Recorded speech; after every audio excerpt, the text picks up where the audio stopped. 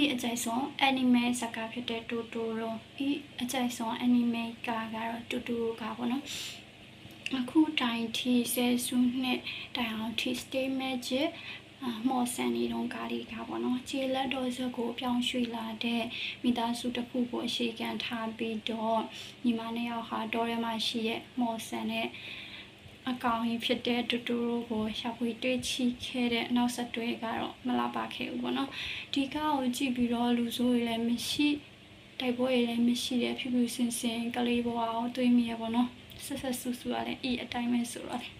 ဤရဲ့စိတ်ကို agency တဲ့ movie ကားတကားဆိုရင်တော့မှာပေါ့နော် visual is so stunning emotionally so soft ပေါ့နော်ပြီးတော့ဒီတိုတိုရိုဟာတချို့က true story ဆိုပြီးတော့ပြောခဲ့ကြရပေါ့နော်Area 1963 murder case and Saitama ဆိုပြီးတော့ပြောခဲ့ကြတယ်ဒါပေမဲ့တိုတိုရိုက Berry ရဲ့ event ဟိုမှာအရှိခံထားခြင်းမရှိဘူး just imagination တသက်ဆိုပြီးတော့